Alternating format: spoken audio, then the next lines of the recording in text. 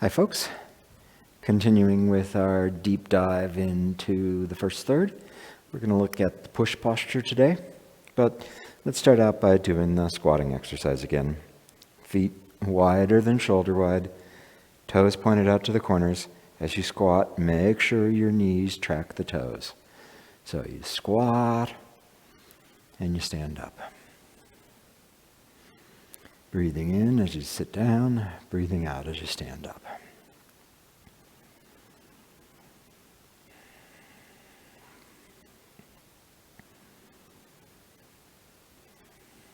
Pay attention to the legs.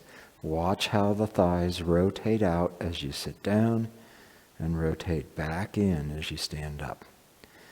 So see how that's not just a hinge. There's actually a rotation happening in the thighs. And then follow that all the way down to your feet.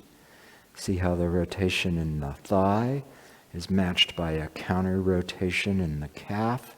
And the result of that is to increase the arch as you sit down and let it decrease somewhat as you stand up. So the arch gets more bowed and then it releases as you stand up.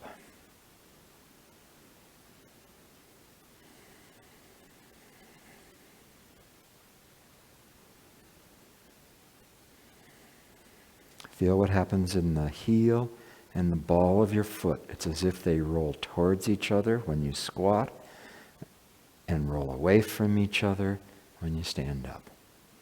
That rolling is part of what makes the arch increase.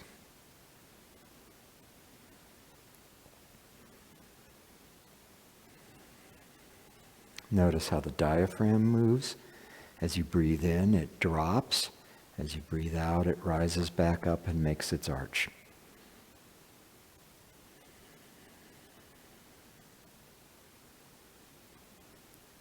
And that motion of the diaphragm is reflected all the way through the torso. The pelvis broadens. The torso narrows as you stand up. The diaphragm drops. The torso narrows as you stand up. The shoulder girdle and the base of the skull broaden and narrow. Change is happening through the whole body just from this squatting. And importantly for our purposes, that increase in the arch and then the release which propels you up. Increase in the arch like a spring being loaded, decrease propels you all the way up through the top of the head.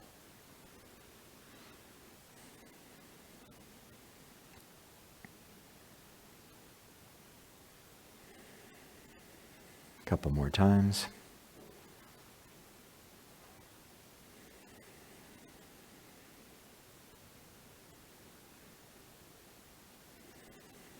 Once more.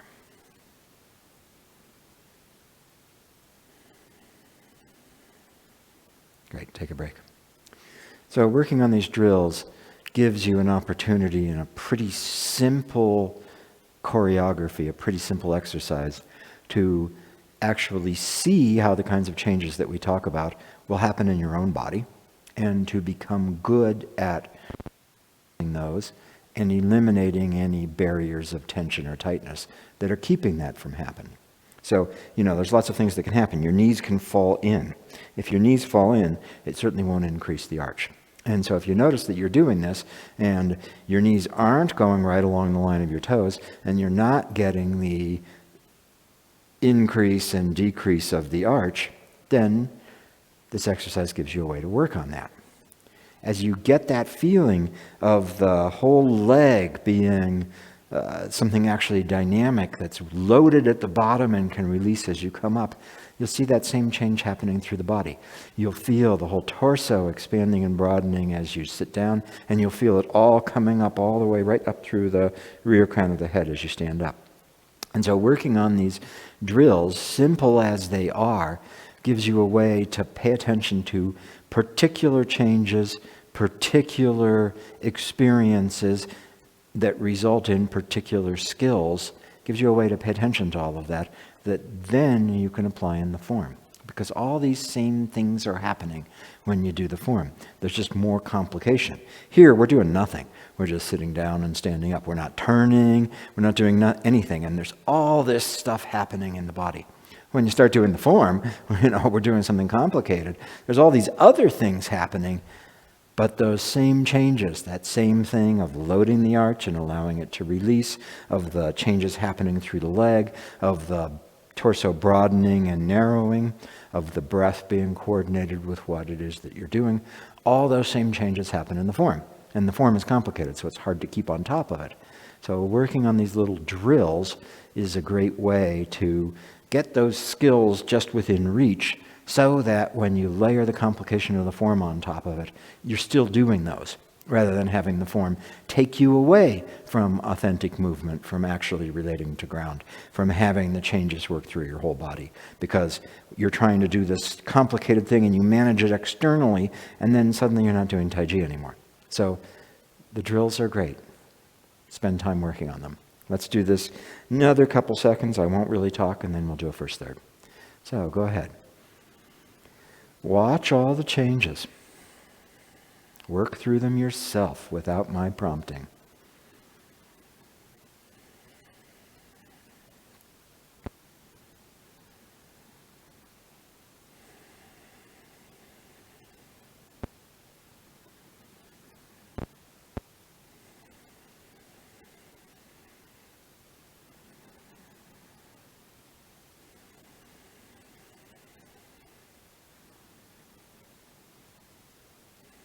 Okay, 3 more squats.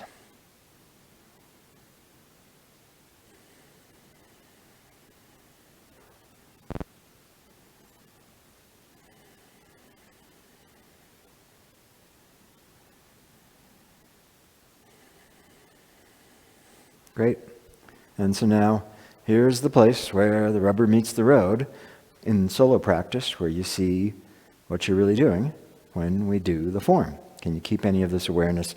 Can you see the same kinds of changes happening while we do the form? We'll do a first third.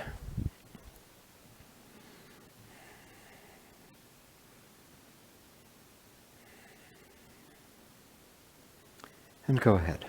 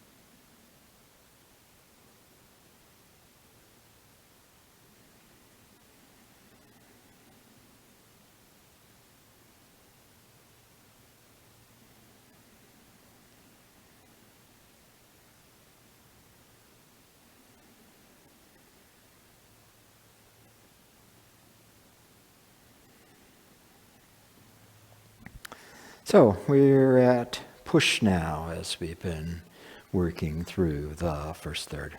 So let's do push. The square form for push is really quite straightforward. So we'll go through that fairly quickly. And then push is a real vehicle for us to use of looking at how does the shifting really happen? How do you alternate the leg that's supporting? Supportive leg moves from leg to leg. What relationship does that have with the leg that's actually activating the energy from the ground? How is this related to this going towards the ground, letting the ground push back at you? But we got to start with square. So, good old press. In press, make sure that the heart of your left palm is over the pulse points on your right wrist when you do this. It's easy for people to end up trying to put their hands together so that their thumbs are kind of fitting in. And when you do that, then the fingers are kind of floating. So what you want is that the heart of the palm go right over the pulse point on your right arm. This is not a reinforced ward off. It's not that you've got ward off in the right arm and then you've got a prop or something behind it.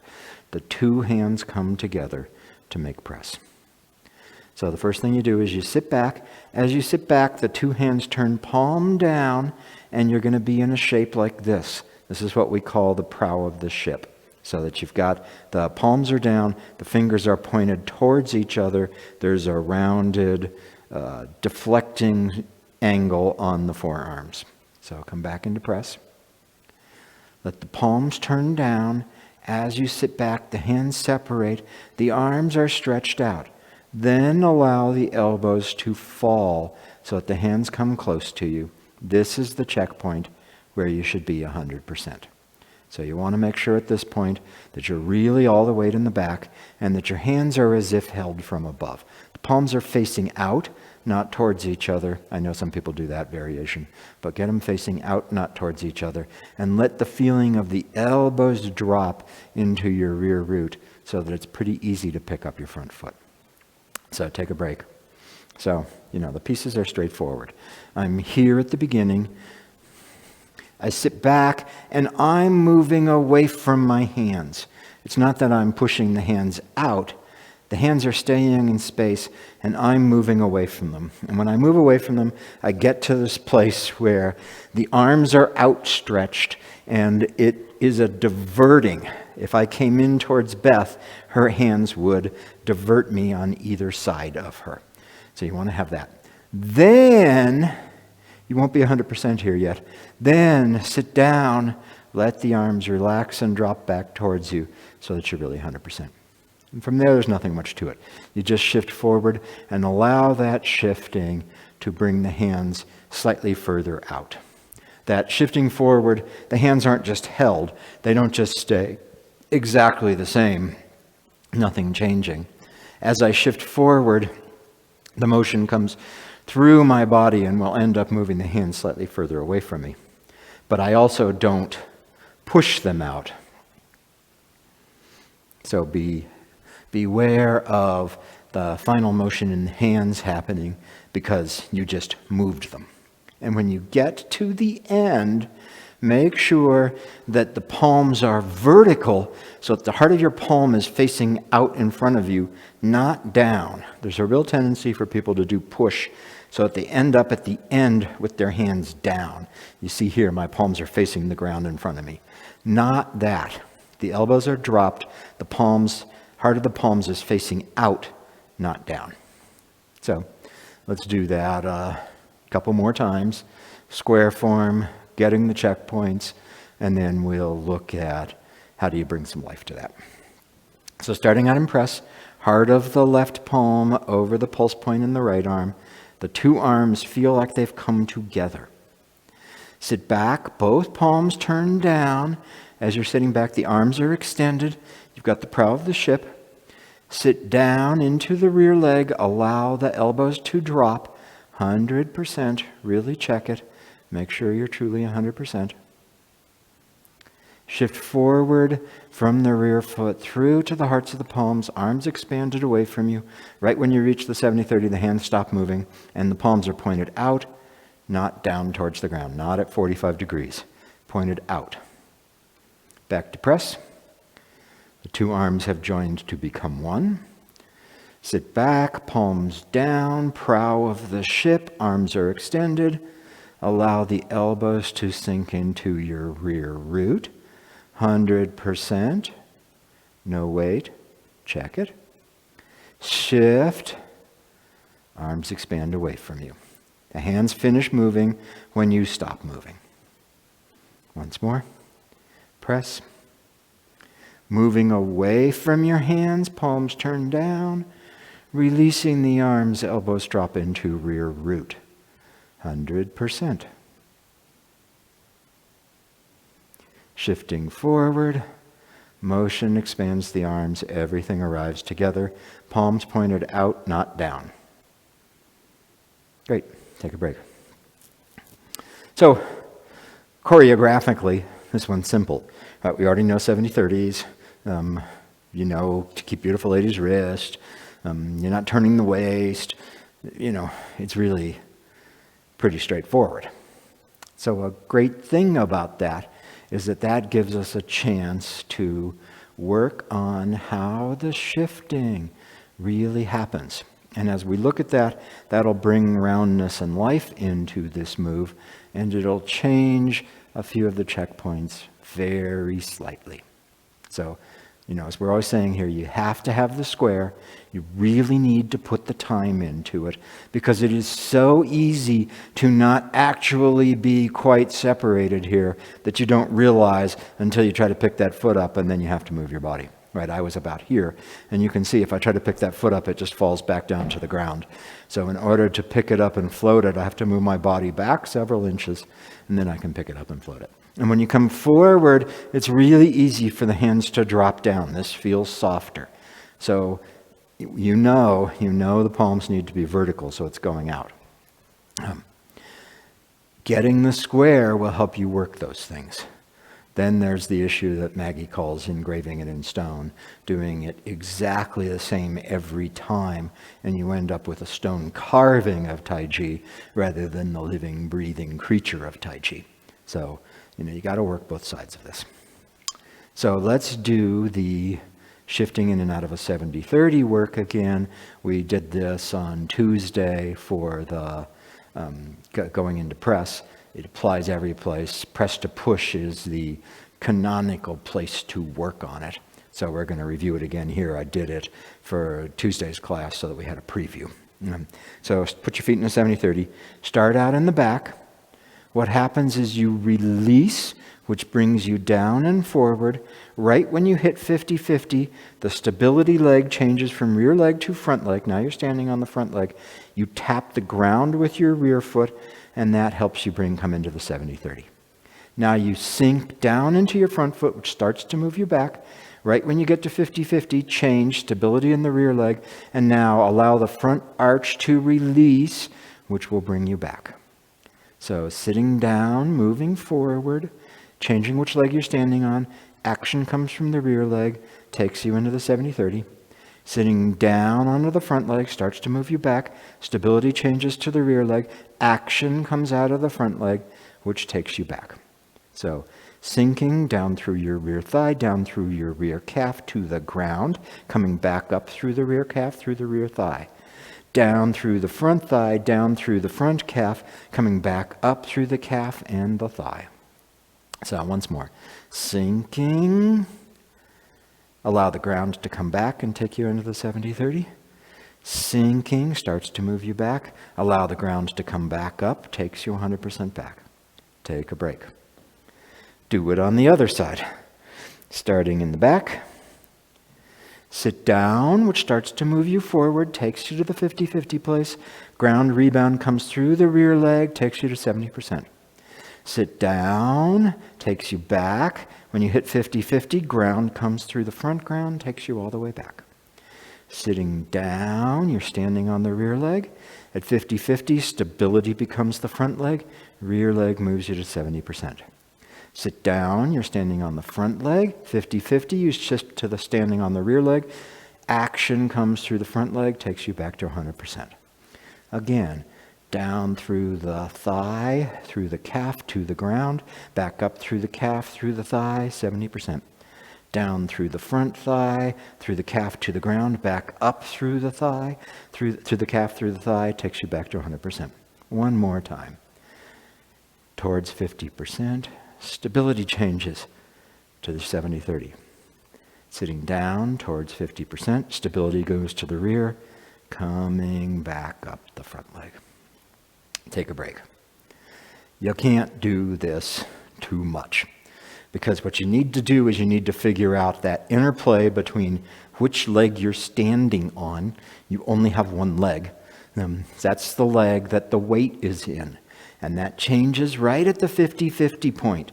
While I'm shifting forward, even as a lot of weight is getting into my front foot, now I'm right at 50-50, but I'm still standing on the rear leg. And I have no question about which leg I would move if I needed to. One iota more, and now I'm standing on the front leg, and I have no question about which leg I would move if I needed to. So you want to have that crystal clear so that you don't ever get caught double-weighted. The disease of double-weightedness causes stagnation. If you use both legs to support you, when you're moving through the form like this, you won't be able to change. You won't be able to respond to dynamic situations. That's stagnation, and the cause of that is making the error of double weighting. So you need to be really, really, really clear about which leg you're standing on. It's obvious in 100% posture. It's obvious if you're using the front leg. But when you're shifting, it needs to be just as clear. Rear leg, rear leg, rear leg, rear leg, rear leg, front leg, front leg, front leg, front leg, front leg. So that it's like turning a light switch on or off. Then there's the question of which leg is working with the ground to create the action to provide energy into the move. And those are different. You can only do two things authentically. You can only sink towards the ground or allow the ground to come back. You don't ever push off the ground. If you do that, that's going to be all happening on the outside of the leg. You're going to have muscles activated, and you're going to disconnect from the ground. Sure, if we're jumping like we do in the sword, then you do leave the ground. And at some point, we might talk about heel and ball of foot and the relationship that happens there that would cause you to leave the ground. But for our purposes now, we don't have any jumps, and we stay connected to the ground. If you thrust out of the ground, which is a pushing up, you'll be disconnecting from the ground. So that does not happen. But there's still action. And the action is that I go through my leg to the ground comes back up through my leg, moving me. When I do that, it feels like the energetic action is on the inside of the leg, not the outside. When I push off of the ground, it feels like it's on the outside. So you need to be really clear about this. So I'd suggest that along with doing 5 or 10 repetitions of the squatting to get yourself going in the morning, you add 5 or 10 repetitions of shifting forward and back on both sides and watching how this works in the form. So let's add the arms to it so that you can see those. From press, the very first thing I do is I release down through the front foot, which starts to move me back and turns the hands. As I come up through the front leg, that's going to actually take the arms apart into the prow. So at this point, the energy's come all the way up through my front leg. I'm sitting on top of my rear leg. I now sink down through the rear leg, which starts to move me forward, and I come towards the hands. I tap the ground. This is the 50-50 point where I'm going to change to the front leg for stability. I tap the ground with the rear leg, and I let that come up through the hands. If I was going to continue, I would then sink into the front foot, which lets the hands go out. So back to press. You're on top of the front leg. Sink through the thigh, through the calf to the ground. From the ground back up, takes your arms apart. Sink through the rear leg, through the thigh, through the calf to the ground. From the ground, which comes back up. Notice this thing we talked about yesterday. When you sink from the front leg and you go to 50-50, the body didn't move much. then the bulk of the movement is coming back.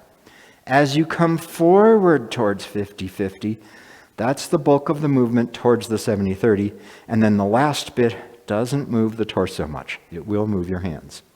Back to press. Sinking to 50-50, rebounding takes you back, sinking to 50-50, moving towards the hands, rebounding comes through the body to the hands. Once more. Sink, rebound, sink, rebound. Okay, now I think it's good to do this on both sides. It's a good place to mirror. So we're going to do an exactly mirror version where you do press with your left hand going with your left front foot rather than with your right hand going with your right front foot. If you do that, then everything else will just work naturally. So I'm going to keep facing the same way. So now you get the other view of me. You've got Beth facing the same way. So starting out in press, with the left hand out, the right hand on top of it. Sink separates the hands. Rebound takes you back, prow of the ship. Sink drops you towards the hands. Rebound comes through the body, moves the hands. Back to press. Sink to the 50-50 point.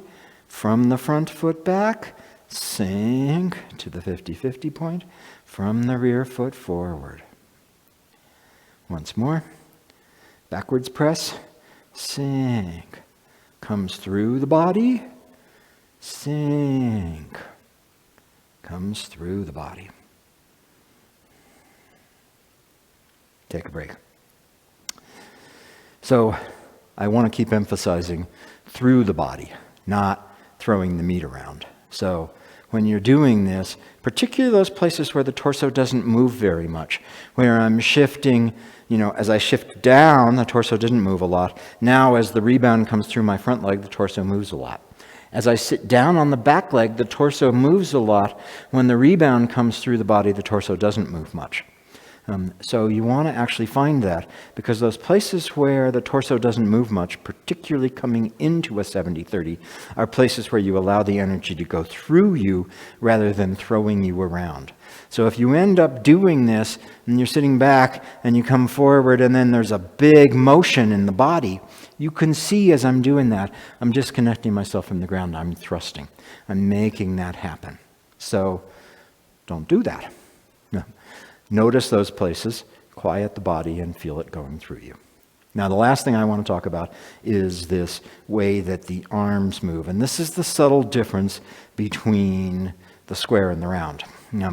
When I'm doing square form, I sit back and I drop into the rear foot, and you see I didn't move forward at all. And that's because I want to check my separation. And now, as I move forward, everything is moving.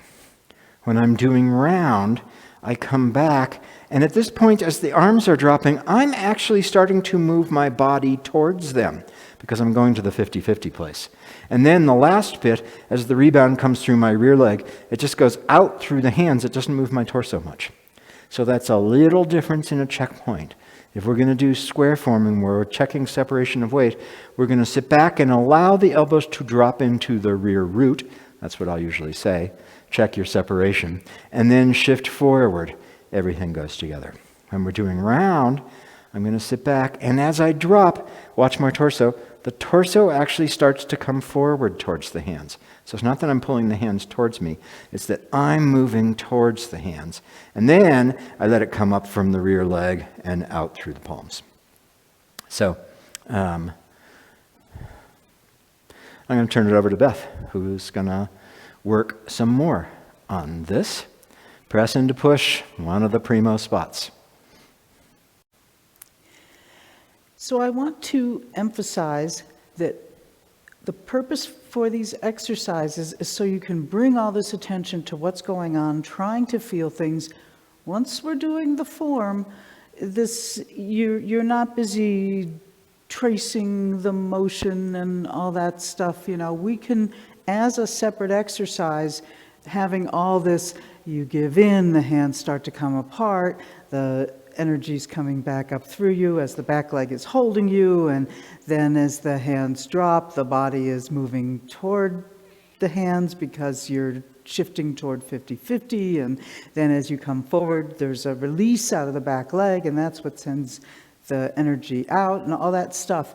That's really good to practice as a separate standalone exercise. That's how you get the feeling, so that when you're doing the form, you have the feeling and you're not busy tracing movements through the body. Do not do that when you do the form. It's too slow and you get caught, and it's not helpful. When it becomes too much of a mental activity, it's not Tai Chi anymore. You come away from the experience, the authenticity, and it just becomes a more complicated version of square form. The whole point is to give it life and to just let it go. So, when we talk about ways that at a certain moment, you gather, and then there's a release, and that if you're in reverse of that, that's fine. Go ahead and find your authentic movement. It's okay if it's completely out of sync with what we're telling you. That's much better than saying, oh, wait, I'm out of sync, I better, and then start forcing it. Never force it. Never force it. We once asked Maggie, once we don't have a teacher anymore, how do we know that we're staying on the track? And she said, what good Tai Chi is? Don't use force. So whatever you're doing, don't force it. It's okay to look at this as a separate activity. But when you're doing the form, you really got to let go of all that and trust that the work that you did on these drills, looking at all these details, will start to become part of your movement. And then you can let go of all that and just have this full body experience of the form having a life of its own. So that's super important. I can't emphasize it enough. All this stuff that we're doing, don't memorize it. Just experience it. Do these drills. So let's do this drill again from the press. Get yourself comfortable in your 70-30. We're starting cold. That's one of the advantages of doing these drills, is you can put your feet where they really need to be. So make sure that when you sit into your back leg, you can separate the front foot. If you can't, then change your stance a little bit until it works for you. You need width, you need length, and you need to be able to sit in the center of your stance. Weight is in the front leg, the rear leg is hanging away. That makes it have this quality of emptiness, is not just whether or not you can pick up your foot. Lee was talking about if the energy comes up the inside or the outside. If you let it hang, then it's open, and there's an open channel that energy can come back up through. If you're holding yourself on with both legs, there isn't an open place for that energy to come through, and then all you have is thrusting and pushing off with the external shape of the muscles and your leg. So sitting into your 70-30, your front leg is holding you, your rear leg is hanging away. That's the quality that you're going to change from leg to leg. So you give in, let the weight start moving down through your front leg, and that's what's taking your hands apart and moving you a little bit to the back. Then the back leg takes over,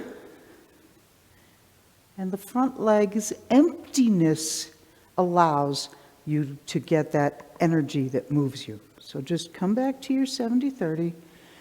Give in and let that start you moving. Hands come apart, elbows drop, and you shift down into the back leg. That's what moves you forward.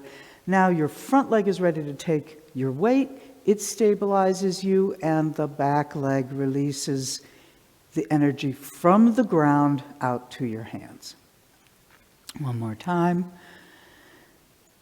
Shifting down into the front leg. Back leg takes over. Long way to the back. Sitting down the back leg, long way back to the 50-50. and release out of the back leg to send the energy out. So rest your legs. So this feeling of it changing from leg to leg, as soon as one leg takes over, you need to let the other leg release. That release is part of what Lee's calling tap the ground. It doesn't mean you're doing the form tap, making something happen. It's not this big thing that you do. It's the fact that the leg is empty, and an instant ago, it was the full leg. So just looking at the feet again, the movement from the feet, not just the feet, but as you drop down through your front leg, that's creating the thing that we've been talking about of doing this squat. You don't have to crunch your toes and try and make there be an arch, and if it doesn't feel like it's making this big arch, you're not missing something. This stuff is subtle. Think about your foot. It's not going to change that much. So you're not looking for big changes. You're looking for a qualitative change. So as you come down and drop into it, and then the other leg takes over, this leg releases. And the minute you release it, that's your tapping the ground. That's the spring. Once you've taken the weight into the other leg, that allows the front leg to free. And that's the thing that comes through an empty leg. It does not come through a leg that you're still using. So the minute you try to use it, it's no longer an empty leg. You no longer have that quality of tapping the ground and having the ground come back up. You never do the up. You do the down, and the up will happen as an effect of authentic movement. The only thing that will keep the up from happening is if you start forcing things. So once again, don't use force. So let's do this a few more times. And, this is something that can take quite a while to get a handle on. Actually, before we do it again, I want to say this. If all this is just too complex for you, wherever you are, we don't know who's watching this, and you may be a beginner. You may not, or however long you've been doing it, this may not be accessible to you. Go ahead and play with it, but spend your time on the square form. We spent decades on the square form. You can't do the square form too much. Getting your shift, your weight separated, getting your arms into a good position that isn't creating extra tension and all that. There's so much in that. That is a lifetime practice all on its own. So give it the time. Don't at all feel like you're missing something if what we're doing here is too complex. Go to the square form, develop the square form, work on that, and do these little exercises, and little by little things will change. But nothing happens too quickly in Tai Chi. So give yourself time and space for it to develop. And in the meantime, separate the weight, hold those postures, get your body upright, following principles, and other stuff will start to become understandable over time. Okay, now that I've put that out there, let's play around with this a little bit more, and then we'll do some forms, trying to just feel the movement going through us. So, begin. I'm not going to talk too much, because I'm not an auctioneer like Lee. I can't get all those words out. But go ahead and feel it. So feel your front leg, feel the bottom of the foot. As you start to shift, feel what happens. Feel the moment that the weight changes from one leg to the other. And when one leg takes over, let the other one go. And again.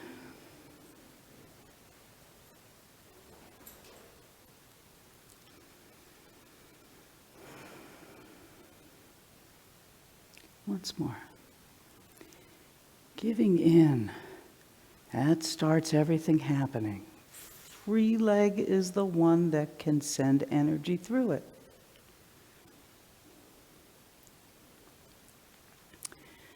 And rest your legs. The other thing that needs to be said is that you're not on a pogo stick or a jack-in-the-box.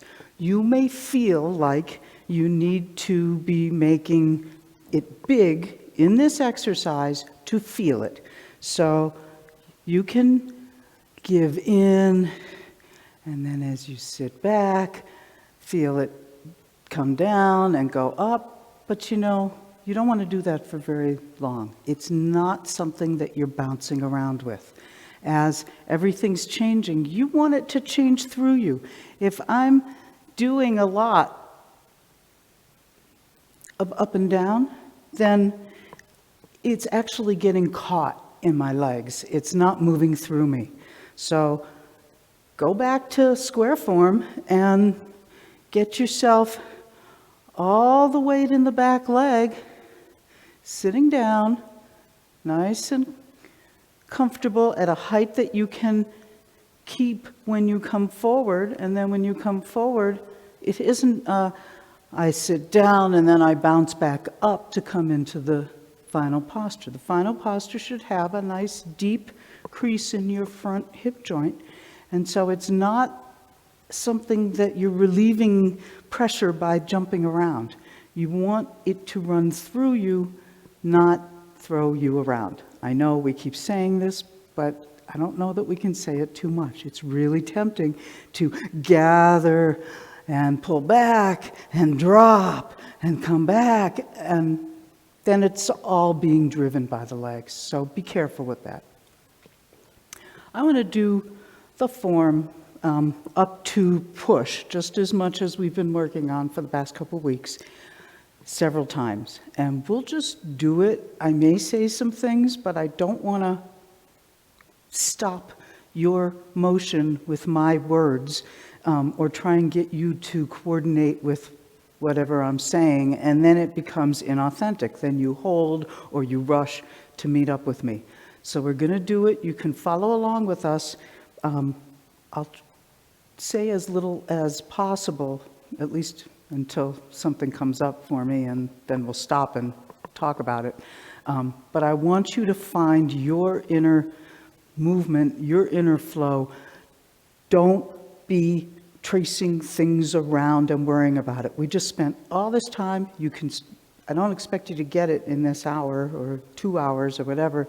Practice it on your own, and then just look for this feeling and let it come through you.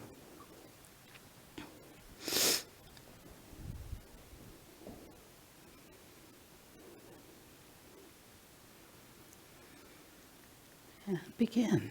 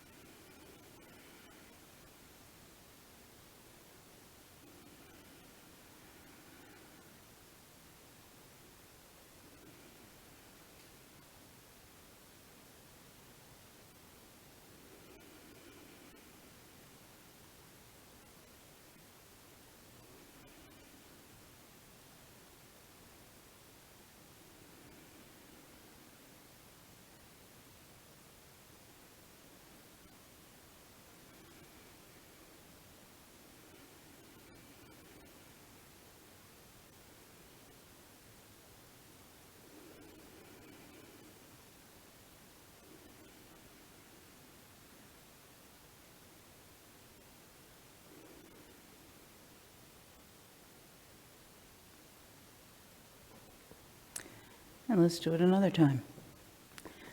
Yeah, I was thinking about that. I'll say it the third time.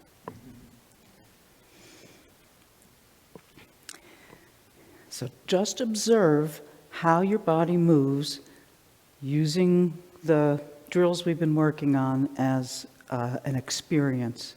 to help you feel the movements differently.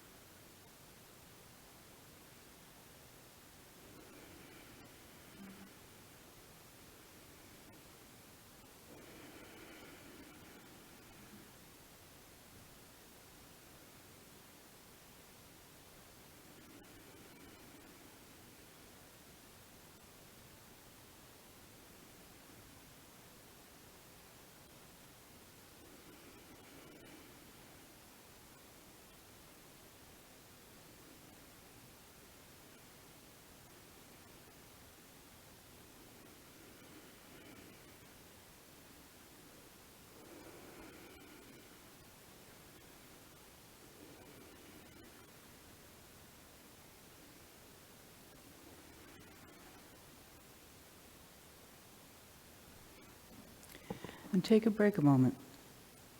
So I wanted to give you a chance to see what you noticed.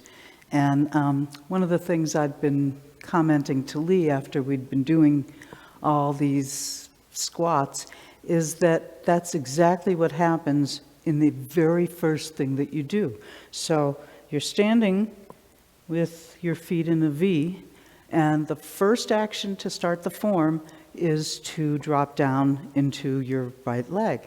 Well, notice what happens. When you drop down into that leg, that's exactly the same configuration as doing this squat. So it's easy to overlook that. So play around with this with me for a second. Put your feet into the V and drop down into your right leg as if you were doing that squatting exercise. And feel how the two parts of the leg are changing as you come down, and as a side effect, the arch will grow larger. But it's just this shape, exactly the same shape as doing it here. So now let's try it the other way, the way that you might naively do it without all these exercises. So you're just standing in the V, you shift the weight to your right leg, and just bend your knee to lower yourself to the ground. So do that a few times. I don't even care about the step with the left leg. I just want you to feel that you can shift the weight, drop down into the ground, but not have all those qualities in the leg.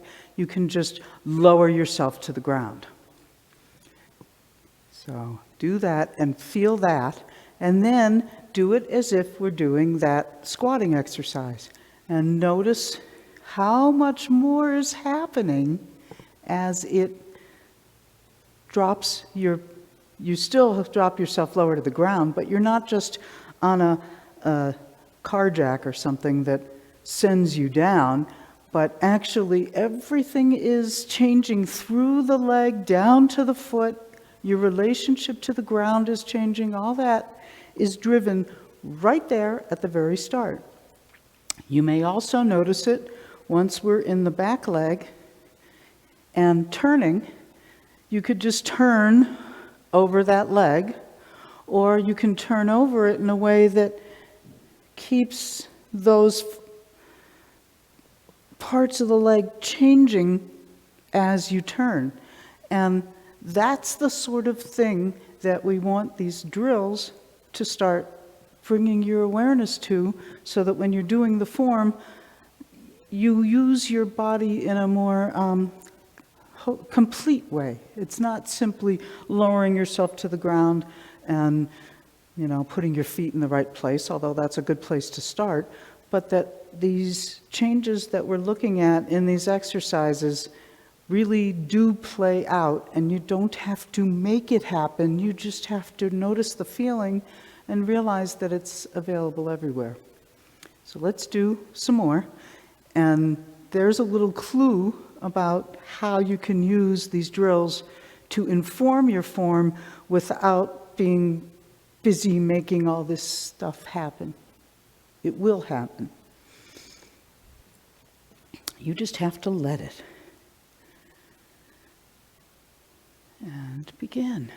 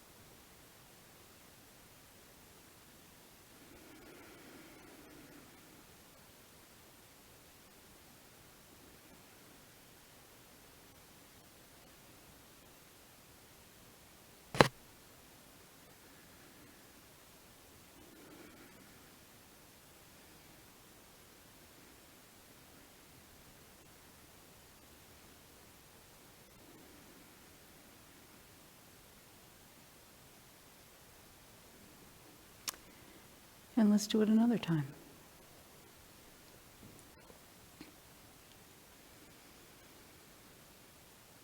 Remembering that you're giving into the ground, you're letting ground come back up through you.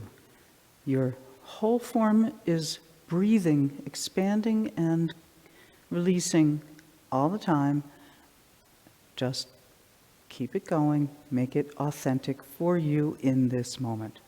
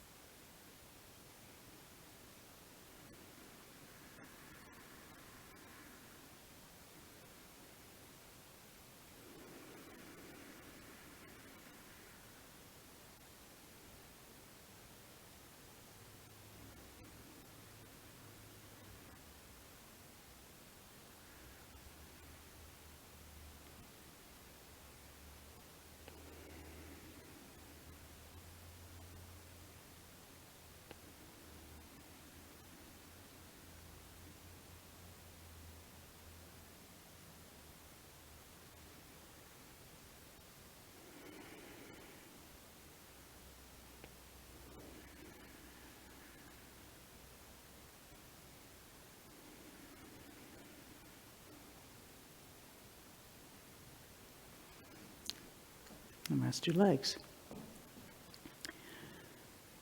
Notice the moment you shift from one leg to the other. That's a really critical thing. You have to have one leg holding you at any moment and not two, with the exception of what happens at the very beginning and the very end when we're in both feet. But other than that, you really want to be careful about the moment of shifting, which is why square form is so important, because if you don't ever go to 100%, you won't become aware of when that time happens as you work on this other stuff. So be really clear about that, and remember that as soon as the other leg takes over, that means this one's going to take over, my back leg's going to take over. That means the front leg has to be releasing and letting go. If you still have something holding on and there's a moment where you're using both legs, you won't get that it doesn't matter if you do something down here to tap the earth's strength. That's not what it is. It's that it's still holding on. You can't use it the same way. You need to be able to use the legs differently. So don't get caught into thinking that you have to do something to make that moment be the tap. What you have to do is you have to let go, and then the loading of your leg will be released because you're not using it. And that's the moment. So pay attention to letting go, not to trying to make something happen. What the release that occurs when the back leg takes over and the energy comes up the front leg and moves you back, it's not something that moves you back. When I push off, now I'm all messed up. My feet get, I'm back on my heels, and the leg is not an open channel. It's the thing Lee talked about, then it's the exterior of the leg that's pushing you off. So be real careful about that. That's something that will keep you from getting this feeling. So let's do one more round up to push, and just be really clear on when you have taken over the weight on one leg to really let go of the other leg so that all this stuff can happen.